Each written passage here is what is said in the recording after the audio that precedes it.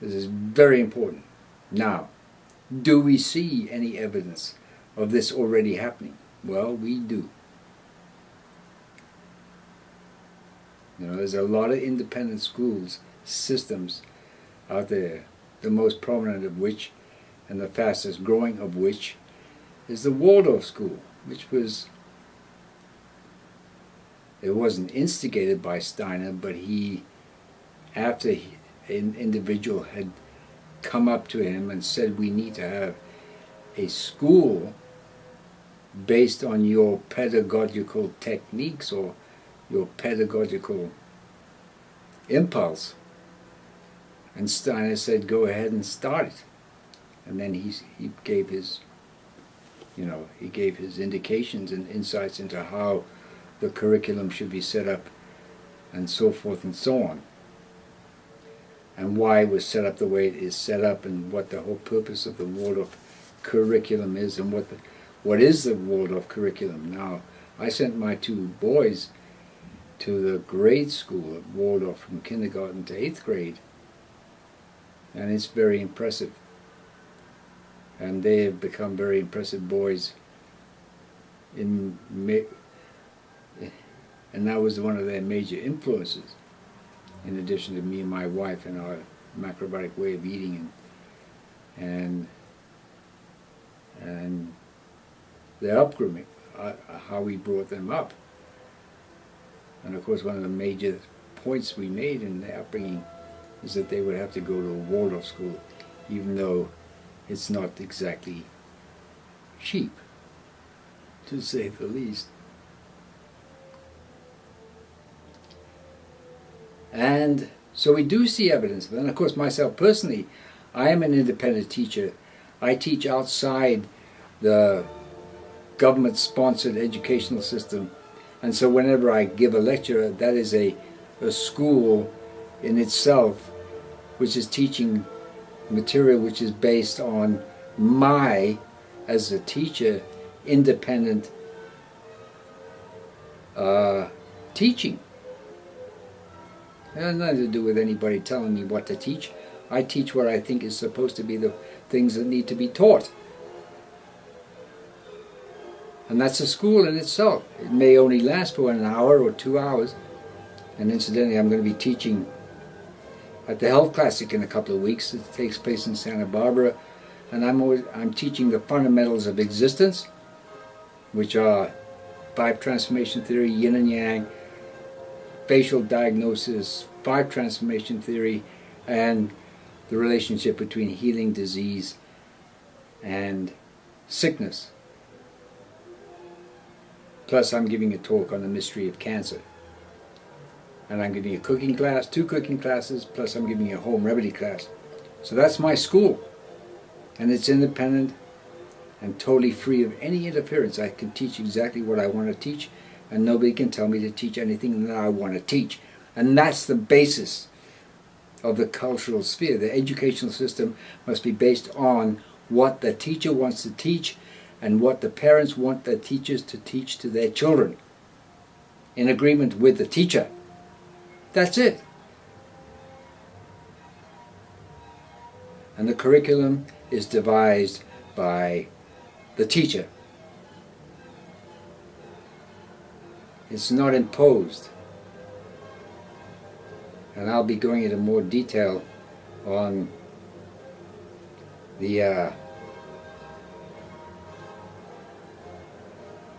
mind pollution that takes place in the education system that's government sponsored. And then that was deliberately set up. And I'll go into the history of that too. But it must be understood very clearly, and I mentioned this in one of the early episodes, that the modern educational, so-called modern educational system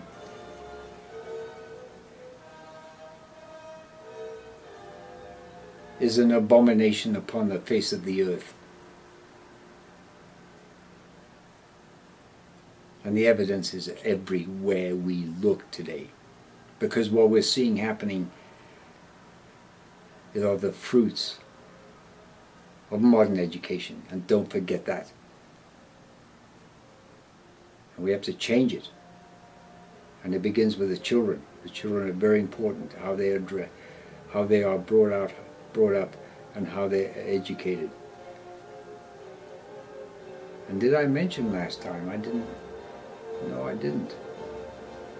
I am a grandfather. Yeah. He was born on Good Friday, April the 18th, at the very civil hour of 5:45 p.m., weighing in at 6 pounds and 12 ounces. And he's coming tomorrow to visit. He and his parents are coming here to visit. So that's going to be very cool. He's decidedly very cool, but all children are decidedly very cool. And that, you know, when they're born, there's no getting around that. But of course, when it's your grandchild, yeah, it's very special. Very special, and I'm highly delighted to inform you of that. Now, to close, thank you very much for all those additional subscribers. Please keep the word out, getting the word out there. And one more thing, don't forget to buy my book.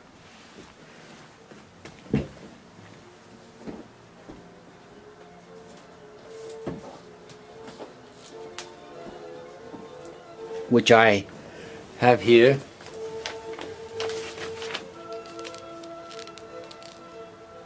The End of Medicine. Get it. Very essential reading. And the implementation of this book is very significant. And so please get it. You can get it through exlibris.com, which is my publisher. They have it available as a hardcover. This is ropey, that's why I kept it. It's kind of ropey, right? But it's $30. The soft cover is $20, and if you have Kindle, one of those e-book readers, it's available as an e-book, I think for $10. So you can get that from exlibris.com, or you can get it through online resellers, or you can actually go to your local bookstore and order it. End of Medicine, Cora Bursell. So, with that, I will leave you with the prospect of the World Cup coming up, which I'm a big fan of. I've been following it since when? Since 1962. So that's coming up this week. And we'll see how this rehypothecation fiasco unwinds. So go to Zero Hedge if you want to follow that story, zerohedge.com. And I will be back. Now, I don't know when I'm going to be back to do episode number 25. It depends. It really depends. But it will be, at least within the next, at the outside, 3 months, depending on what happens between now and then. And I will be putting up the pictures of my grandson on my Facebook timeline. So if you want to see, the name is Siegfried Antonio. And I'll be putting up a kind of like a, sequence from the day he was born until the photos we take when they visit tomorrow and stay here for a couple of days. All right, thank you very much. Hope you have a great summer. See you next time.